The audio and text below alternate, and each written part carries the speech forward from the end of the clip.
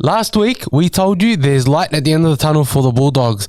What do the Bulldogs do? They go out and they beat the Dolphins on the road, and they leave tries out on the field. We sign some more players for next year, and we show what we can do with a full team of experience. Hello and welcome, and thank you for joining us for another episode of the Kennel NRL podcast. And as always, I've got my trusty co-host, Dibbo. Good evening, Dibbo. How are you going? Glad to be back. Looking forward to discussing the Bulldogs on this today's episode after a stirring win on the weekend. Oh, it was a great win.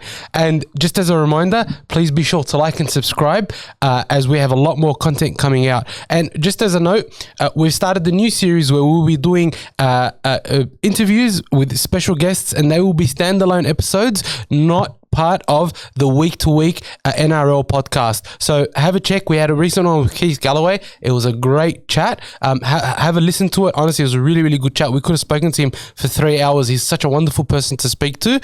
And you guys will have a see why I think he should be involved with Rugby League and the West Tigers again, because I think he's a wonderful representative for Rugby League. But yeah, please be sure to like and subscribe. Follow us on our socials. We have so much coming up. I'm very, very excited to sort of go through the next journey of the Bulldogs' success with you guys. Dibbo? Mate, I just spent, as soon as the episode got released today, I was literally spent a couple of hours just watching the episode. And again and again, it's my favourite episode. The content that Keith provided us with, wow, just makes you wonder why a club like the West Tigers don't have someone like him in an ambassador role. And he's so passionate about the Tigers. Oh, yeah. He's really, really passionate about the Tigers. Sitting on this episode, I don't think he was trying to advocate for him, but it's natural love. It's just natural love. Like he was just, he was just advocating without trying. And I just thought, geez, West Tigers need someone like him. He's a big, impressive figure. Absolutely. He had a cult following, so I'm just surprised they haven't reached out to him. It doesn't have to be a full-time gig, but. He would be enormous for that. He would be great, I think, and he will provide a lot of. Advice to the young forwards that are coming through and help with the juniors, because he's played 250 games, but just the engagement with the fans and sponsors absolutely. And all that. I agree. It'll be great. We draw them to the club. So.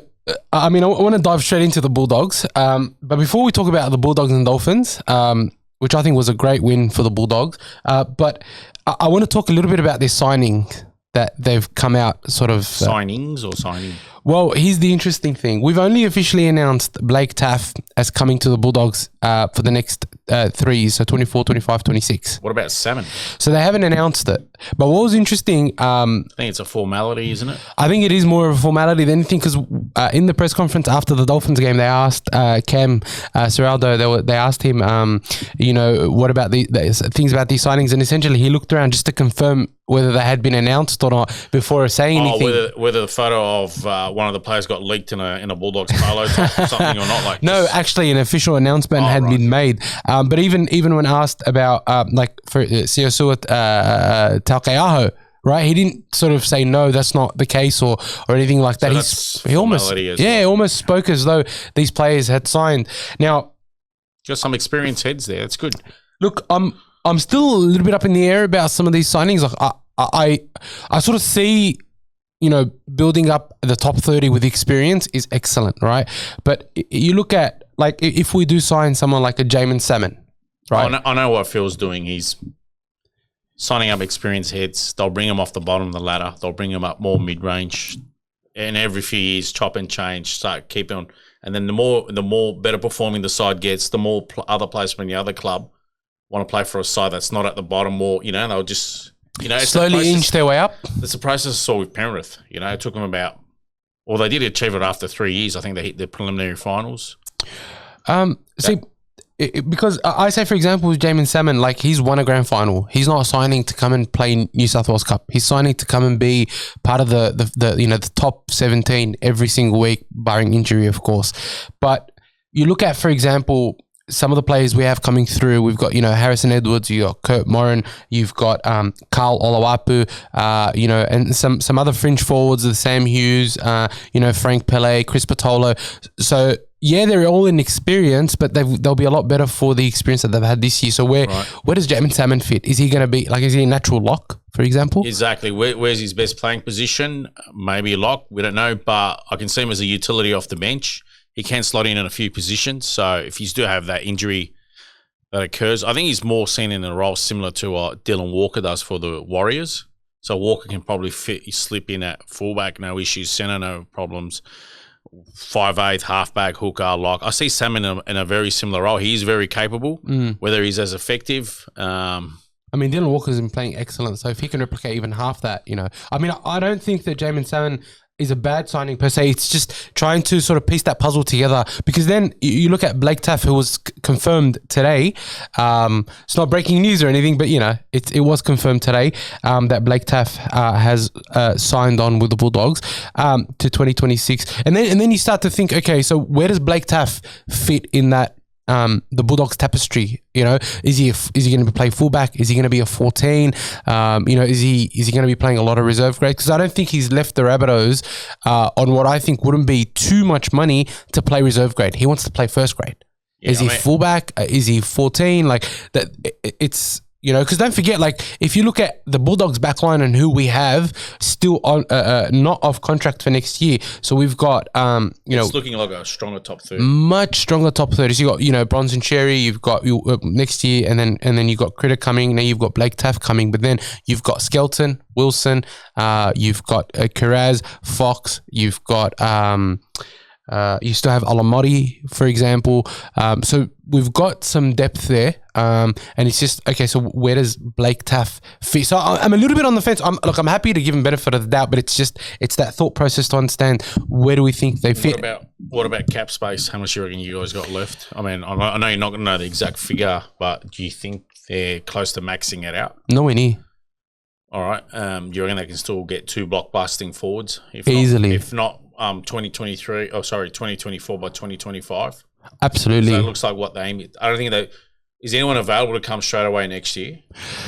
I think Mo Fotuaika's re-signed with the Titans. Has he? Damn. Yeah, he's re-signed with the Titans. He wouldn't have been as pricey as the rest. Yeah, I don't quality. I don't know if there are any immediately that come to mind, but I think the one that I can think of from the Rabbitohs, who I think could be a good, is Saluka Fafita.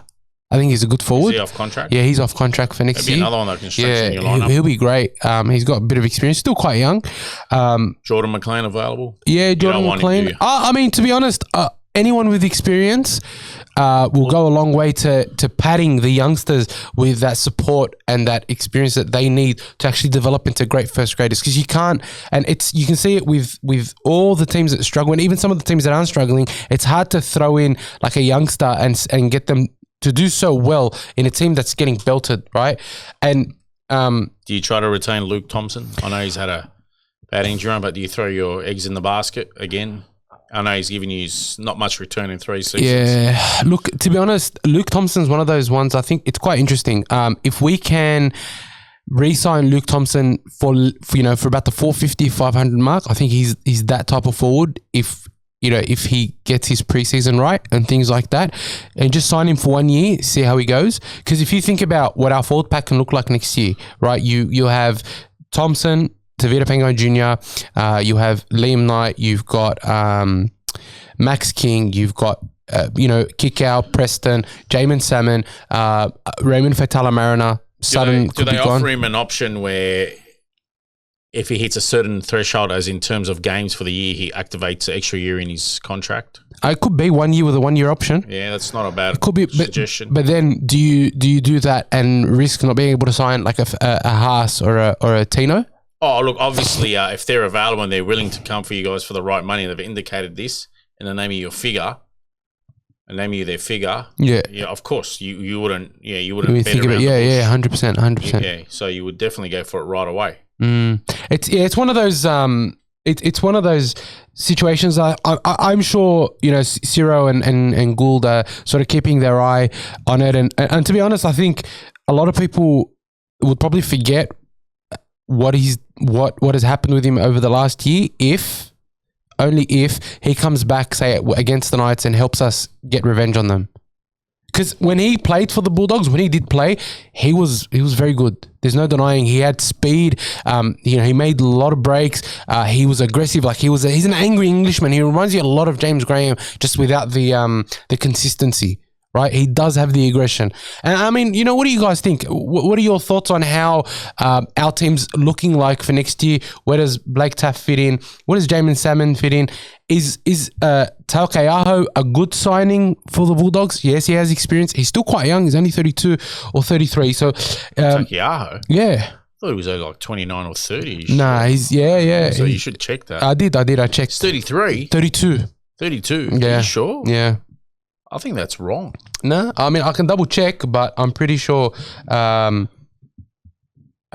pretty sure he's. I think he's a few years younger than that. Well, he's been. Hang on a sec. I'll get his age. Whilst you check. He's 31. Oh, okay, only 1 year. I thought he was like young, probably 29, 30. That's all right. Yeah, he 2-year deal. I think 2 years, $1 million. He'll give you 32, 33 years old. Yeah, as long as his knees hold up, it should be good. And he's a forward, so it's not like and he's a goal kicking forward. There's a goal kicking forward, so we've got an option there if Berto is not playing or is chosen for Origin, as I think he will be moving forward. And look, to be honest, I have to say, Liam Knight was mid-season signing from the Rabbitohs, and everyone's like, "Oh, we don't know about the signing." Weekend. He played well, and I said it was a shrewd signing because I'm sure they didn't sign him for too much, and he played to 26 minutes on the bench, and he made 90 meters. And he had a winning impact. He did have a winning impact off the bench. Can you imagine if we had an inexperienced, He slotted straight in. I know he hasn't played much for Souths this year, but he's first grade material. He's a big body. He's just a big barnstorming body that won't take a step back, and that's really what we've... 6'4", 6'5". I think he's more like 6'5". He's a tall body, so... And he can defend. Yeah, he's got experience as well, so and that's what we've lacked. Of course, So I think, I'm seeing as we said last week, the light at the end of the tunnel. It's looking like because here's the way I look at it. Right, our performance on the weekend was pretty good. Right, pretty good. We didn't ice our chances, but it was pretty good. If we had that team, use one throughout the year, yeah. Right, and just hypothetically speaking, it'd be a lot. Where do we sit? You'd sit more close up the middle, and you'd feel a lot better because your team would be fighting for the 8. Do you know what I mean? Like we if you look at the Warriors where we got dudded and they scored a try off the obstruction. I don't think there'd be any 6-0 thrashings to begin with. I don't think there'd be any drubbings. I mean, the team, the youngsters just didn't know how to mentally cope with it. They'll be better for it in the longer. No doubt. But I'm saying hypothetically speaking, we had. If you look at our back line, right, the only inexperienced player we had in the back line technically was Wilson, who's only played a handful of games. You can make the argument for Kiraz as well, but our defense held solid. But we'll get into the Dolphins discussion. Yeah. But I don't mind. Like I think if they do sign Taukei'aho, I hope it's not for 4 years. If it's just a 1 or 2 year contract, I think that's perfect to help bridge that gap between now and as the team develops. Averillo, has come out and he said, as soon as he spoke to Wayne Bennett, he knew he wanted to go. Best of luck to him. Who says no to Wayne Bennett? It's hard, rare. I only like the Cam Munster say no. Yeah, because they can. Exactly. Because they've got Craig Bellamy, so exactly, and plus they got $1 million. Yeah, exactly. So, best of luck to him. It's a tough pill to swallow, but I think that we're recruiting well, and we can make up for the loss of Averillo with buying some more.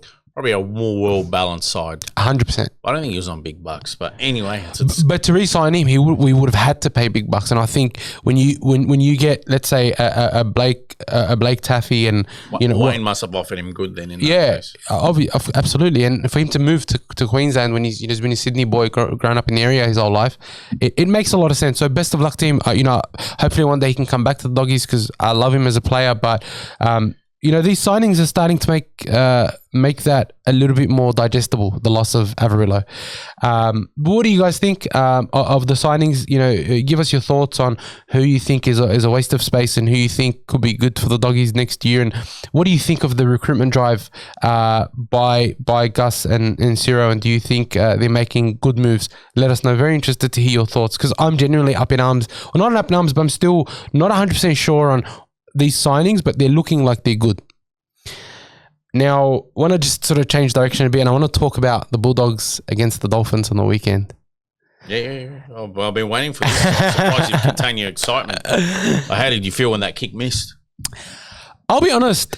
I thought that we should have been up by 3, not by 1, because there was a conversion in the first half. Bro, it missed. It didn't look like it missed. Everybody thought it missed. It looked like it missed, yet somehow they counted it as... Or was the camera angle just provided wrong or something? Because I remember looking left and right at my brother, and my brother was just looking at the screen, then he went like, he looked right at me like that, and I go, did that miss? He's like, yeah, that's what I was just thinking. So it might have been I don't know. I don't know. Might have been the square up at the end. Might have been the square up for us that made us win. Oh, they definitely missed. Osaka went wide, but yeah.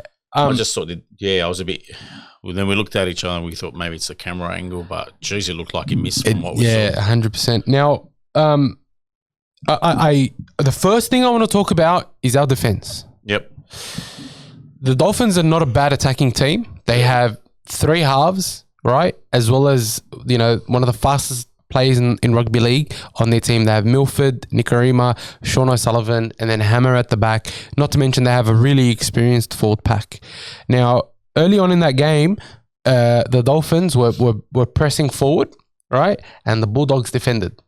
The Bulldogs their line speed was the best that's been all year. They didn't, for 1 minute, take a step back. They didn't wait for the attack to come to them. They were up in a line. Their line was straight, and they were defending like a team. Was Kikau leading your line speed? Absolutely. Kikau and Mani was just like a little ferret running everywhere. His mate next to him, that's why. Well, I mean, he had forwards that were capable of protecting him. And he put on some good shots, and you can see there was confidence in the way he was playing. But we were talking about when we were speaking with Keith, and we're asking if that one player can make a difference. Yeah, look, not astronomical, but yeah, of course. I mean, if for example, in the case of Marnie, you got your Bash brother or your big enforcer next year. Bloody hell, if you go 10 feet tall. Next to him being 10 feet tall, yeah. Well, Marnie goes 10 feet tall as well. Yeah. But I'm saying, like, he did make a massive difference, right? Also, I thought his attack, when we, after the first 10, 15 minutes where we got him into the game, we were able to get the ball early to him, he's attacking Nikorima, and he scored that try, but with the short pass from Mani out of dummy half, ran over Nikorima, scored that try. You look at what we've lacked in the opposition 20-meter line, all year without having someone like Kikau there. The first game, within the first 20-25 minutes, he shows the difference he makes to the team. Now, I don't want to put too much emphasis on just one player, because I thought across the board, bar 1 or 2, I thought we actually played really well. I thought we played, like, it was so good to see a team like the Bulldogs defend fairly decently. Not the best, obviously not perfect, so I have a lot of work to do. But for a team that hasn't played together all year, and for Sexton to come in mid-season, for Kikau not to have played however many games, it's just been such a revolving door at the Bulldogs. The grit shown and the defensive resilience shown, I thought was the best thing. That was the best thing. For me, everything else, it was inconsequential. If we could score 50 points, but they're putting 40 on us or 50 on us, it's pointless because we haven't fixed those problems. But when you see that the Doggies actually defend well and then also continue to attack, we're starting to be a more well-rounded team. Thoughts? I definitely agree. Look, those players have been playing week in, week out now, so you're going to see drastic improvement. I mean, I even thought that players such as Jarrell Skeldon, who missed out, I'm sure he would have been great on the weekend as well. Blake Wilson went well. Carraz is just scoring in that centre role. Amazing. Your forwards are starting to really they've stepped it up the last couple of games. I know they got well beat by Penrith, but they didn't just roll over.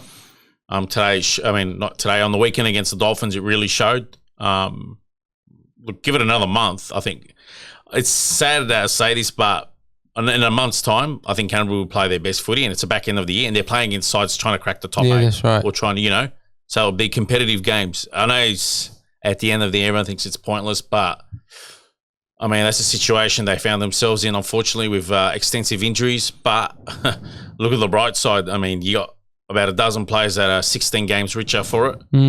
Imagine they have a preseason with the first grade. Yeah, that'd be amazing. Next year they got a stronger squad already.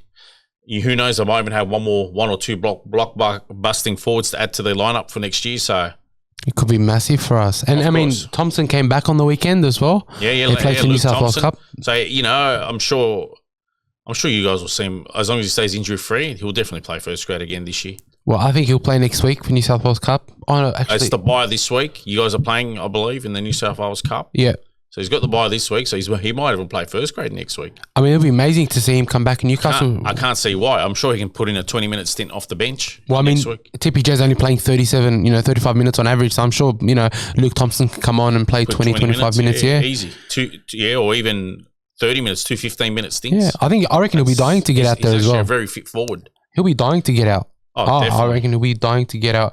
But also, I thought, I know it's funny, but we missed out on 3 opportunities during the game as well, where Preston makes a clean break up the middle, throws it too hard to Averillo. Averillo catches, he scores under the posts. On, yeah.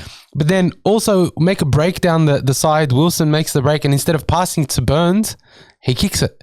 There were 2 clean tries we could have easily had, and they would have been under the sticks. Oh, look, I thought it was a fair result. I know Osaka had a chance to win it, but I thought it was a fair result. I know Canterbury had their defensive lapses occasionally, maybe towards the back end of the game when they should have had it iced. Yeah, but I thought, look, they were in it. They were in their face. Their forwards got a roll on. So it was good to come home with the 2 points, I thought.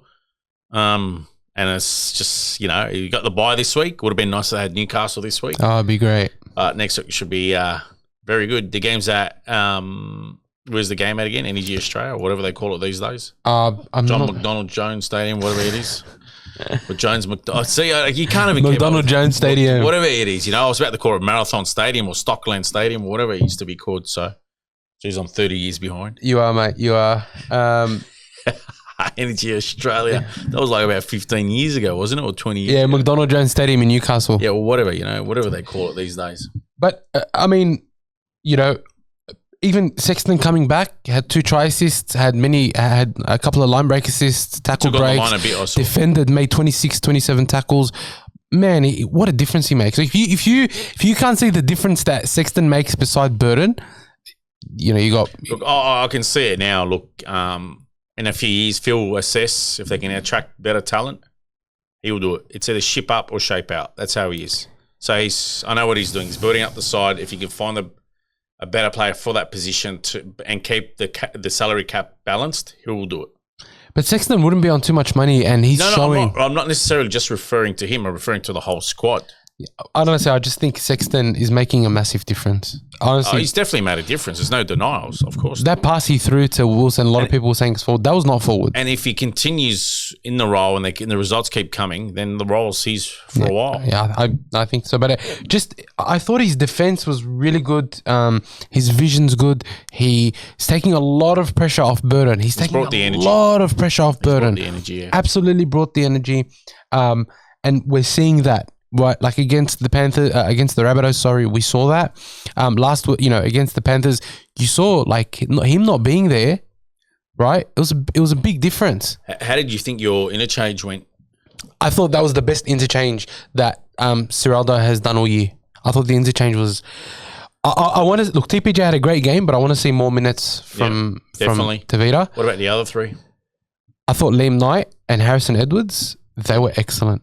The utility on the bench. Yeah, I don't think we need the utility on the bench. He played centre in place of Kiraz when he went off for cramp. Yeah, they could have shifted someone else. Look, it's good. He's now learnt how to play hooker. And he can play in the halves for you. That's very important. Look, it is, but I just don't. I don't. I mean, look, if he needs to. I feel like he needs to put on a bit of size. Like if you're going to have a utility there, right? And I know a lot of people. And I feel like he's about 5 to 10 kilos too light. I know he doesn't really take on the line, but it'd be nice if he added a bit more size. It'd be more physically. Tell me what you think of this, right? Tell me what you think of this. If we're gonna have a utility on the bench, why not have someone like a Carl Oloapu, or right? The Khaleds, or even Ockenbaugh. Yeah, Ockenbaugh was out. I think he was getting rested because he was carrying some niggling injuries. But I'm saying moving forward, having you got some lower grades. I mean, we saw Carl Rajab can still play. He'll be excellent. He'll play at fullback as well as a 14. I'm sure he'll be able at hooker as well. I think that if you're going to have someone as 14, let's have someone who's going to be there next year. That's sort of the way I'm looking at it. You don't really need to have Flanagan there.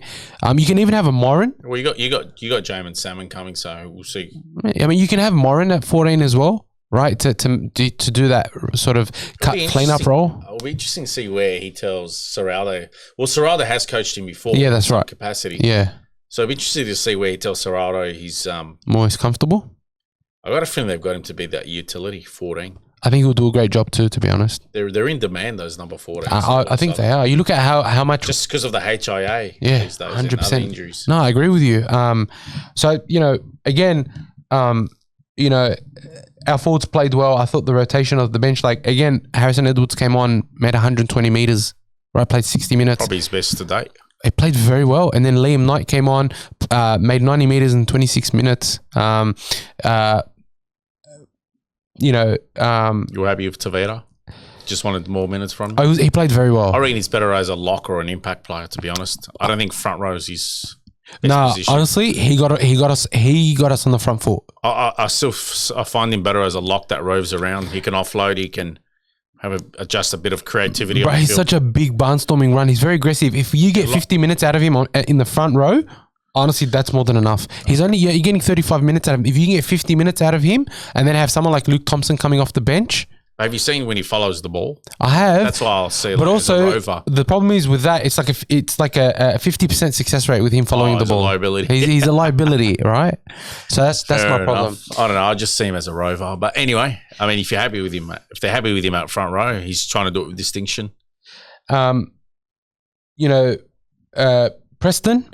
The guy goes from strength to strength. He'll get Rookie of the Year. Is there anyone else you think that might get Rookie of the Year? Dream Buller from the Tigers. No. Oh, look, I still think Preston's ahead of him. Anyone else?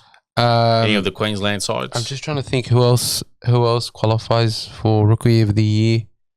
Looks like, I can't think of the top of my head. It's got to be Preston. I know Buller's done well, but Preston's been there literally from game one.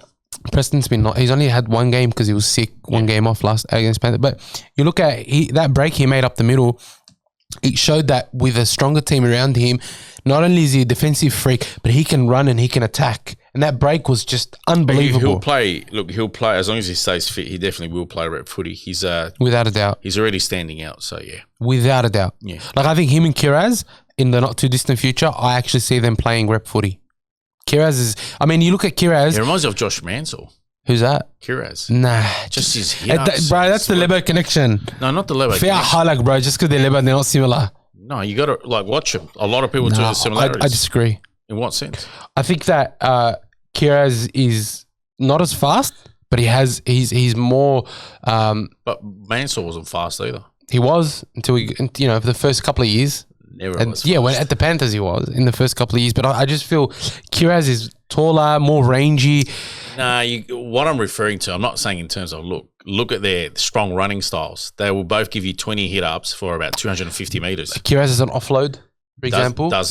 Does. They both did. I don't remember Mansell having a great offload. You didn't watch him quite enough, I think. Very strong. How many tackles does Kiraz break a game? I don't know, man. Well, Mansell didn't debut until he was what, 25, 26? 22. But listen, they both break a lot of. Do you know how they're strong bodies? Yeah, they are very strong bodies. They both break a lot of tackles. Look, there are many similarities, and yep. I'm just happy that we've got someone like Kiraz who's young from the area. He's playing so well. Growing up supporting the doggies. I saw him break tackle after tackle, like he just shrug them off, and that's where I thought, oh, right, Josh will be proud. Yeah. Another Mansell, but obviously a bigger body. He's amazing, and even defensively, I thought, and I actually he defends well.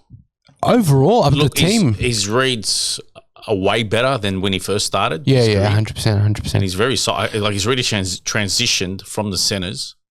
From the wing into the centers, and I actually think he's a better center than he's a winger. Oh, it's very effective. Yeah, it's like his game's growing with it. He's a hard worker. He's a very hard worker. It's like a sponge. He takes it all in. And all the knowledge. The whole team defended well. Like during the game when they were attacking on around, I was like, okay, here we go. They're in our 20. They're gonna score.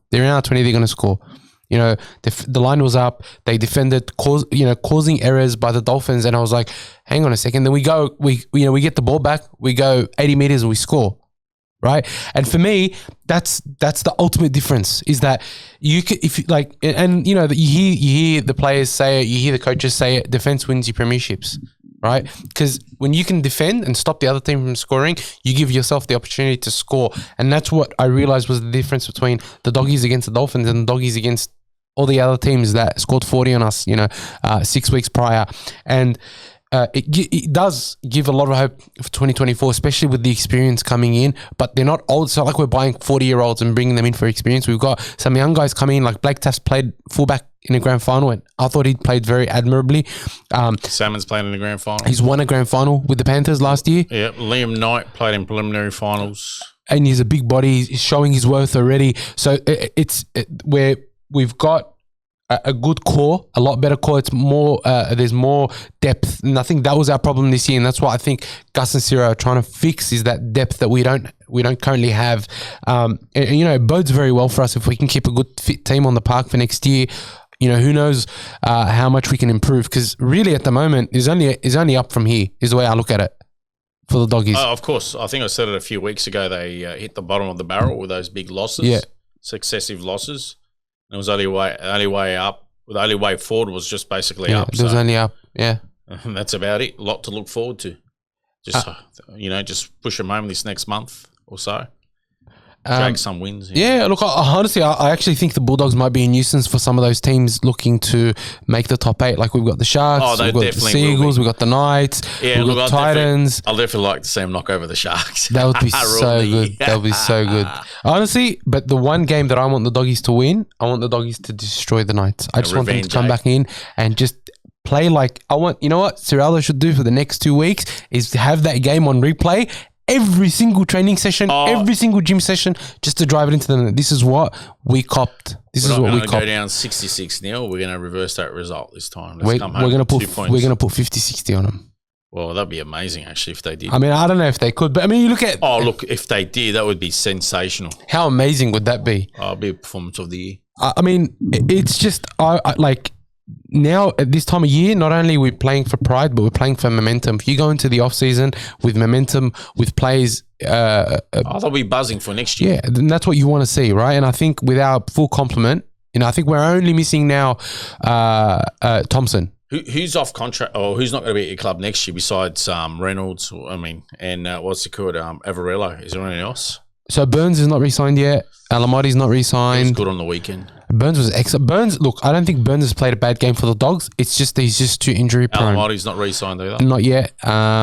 There's obviously Thompson is on contract. You've got I can bring up the list. Sorry. Who else? Kikau. Kikau signed a 4-year contract. Thank you very much. That was very smart work there by the club. Yeah, 100%. At least they didn't promise him a contract, and then when he rocked up, they offered him significantly less, because you know who did that to him? The Dragons. Didn't you hear about that? Hear the story? He was driving down, and then it's not something they verbally agreed to. Why would he do? Was he going to sign with them? Yep. How does someone get that so wrong for a player like Kikau? It's not the first time they've done it. Brett Kamali happened years ago with him, so the club is known for this. Got told to, we'll sign you. So he was driving down. I think he was halfway down the Princess Highway. I think he got around Helensburgh or something. And they called him back saying, "We can't afford you." That's horrible. Ridiculous. So off contract, there's Paul Alamotti, Braden Burns, Declan Casey, Carl Flanagan, Jaden Ockenbaugh, Luke Thompson, and Corey Waddell.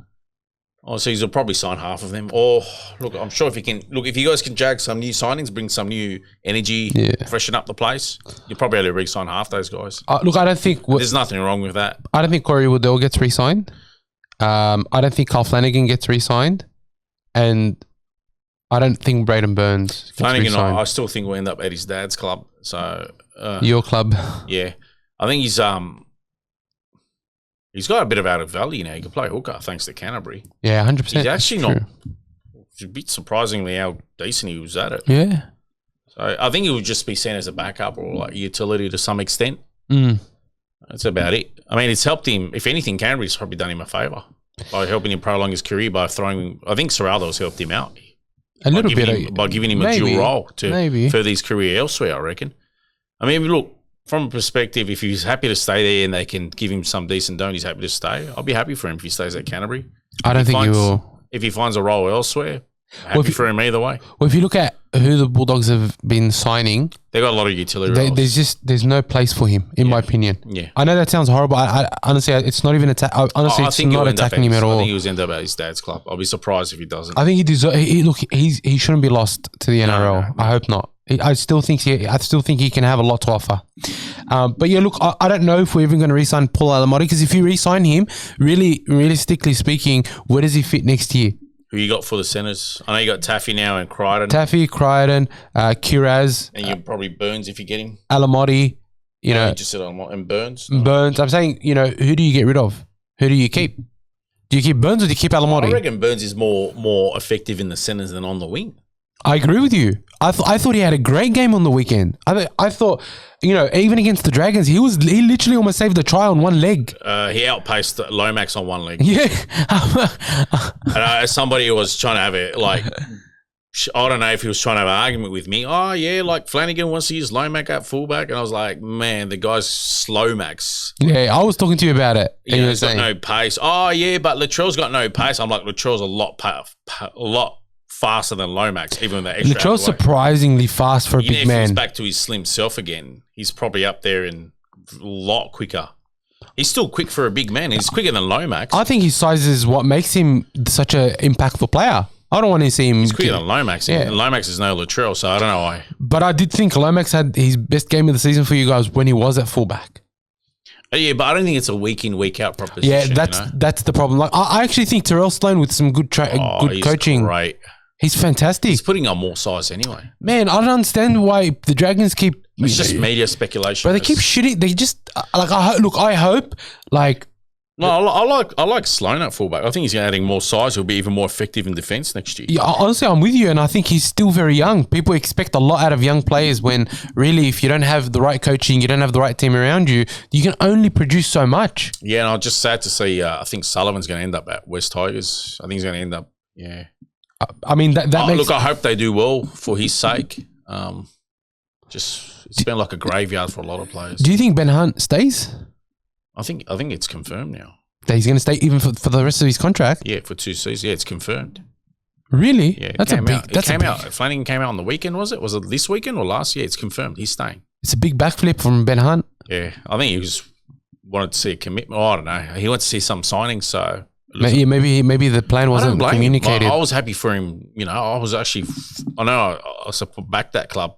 I was actually more supportive of him because I thought he just had him in treated well. To play for a deadbeat club, you know, that's not going anywhere. Yeah, look, I think you're you guys. A player, you wouldn't. I think you guys next year will be so much better. You guys don't even have. You don't have a bad nucleus. Jacob Little at 9, Ben Hunt at 7. But who you throw at 6 then?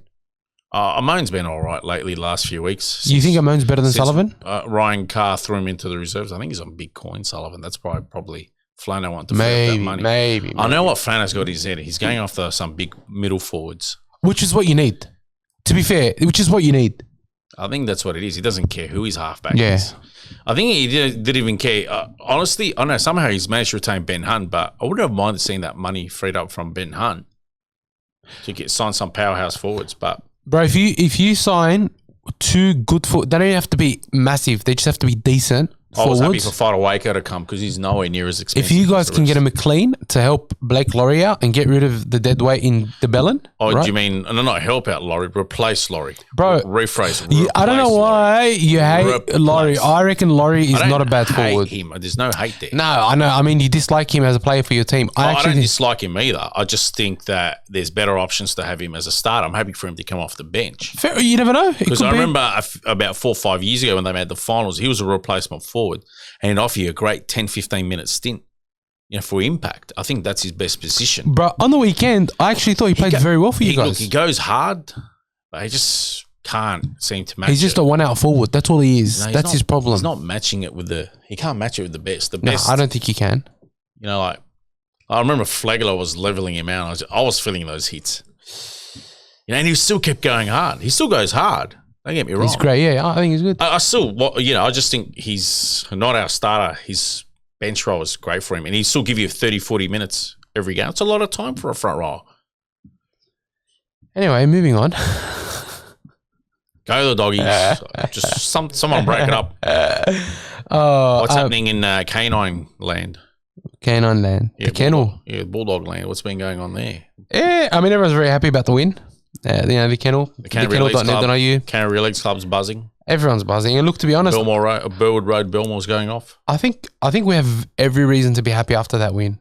If we ice our chances realistically, we're up 38-21. They're a good bunch. The Belmore locals, good bunch. Now, I want to talk a bit about the ladder because I think the footy's been so entertaining. It's been so entertaining. You know. Oh, are you going to talk about who's going to make the top 8? Do you think the Sharks make the 8 this year? You know, I was going to throw Parramatta. I'm actually hopeful that Cronulla misses out. It's just so I can start ribbing that club. You know, I like Fitzy. I hate him to miss out because I actually like Craig Fitzgibbon. I would hate for them to miss out.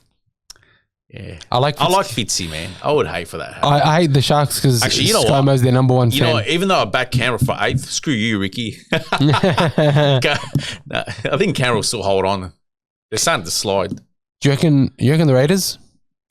I don't know. It's tough. I look at Para's draw. They got St George this week at Bank or CommBank. Yeah, but then every other week they've got top 8 I think teams. they can jag about 2 or 3 more wins plus the bye. I think 6 points will get them home. Can they do it? They're on 20. Look, they're on 20. They're on 24 points. Cronulla's got I don't know. They both got really good squads. But does Canberra slide out? The problem is the Knights and the Seagulls are both on 25 points, and the Eels are on 24. Oh, the Eels are falling behind them. Yeah, the Eels are 11th. Oh yeah, that's right. They got the bye still. I don't know. I still see the Knights sliding back down. You know why? Because the Dogs are going to smash them in 2 weeks' that'd be time. nice. Manly, Dragons didn't take their chances on the weekend. Yeah, I didn't think Manly got home some dubious calls, but because they want DC to celebrate his 300th. Yeah, that was a bad call.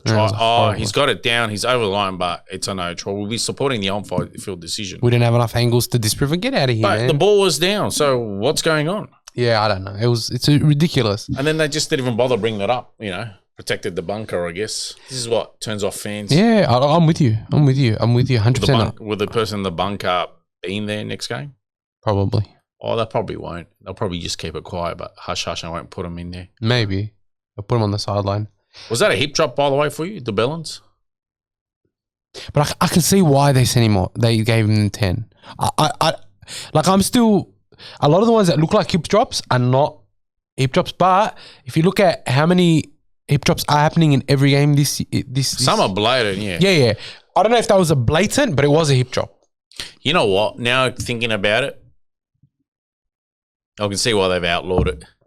It does cause a lot of injury. But have you noticed how few of them are actually happening in the games now after they actually outlawed it? Yeah, it'll catch on in a few more years. It'll definitely catch on where eventually it'll just be an isolated incident.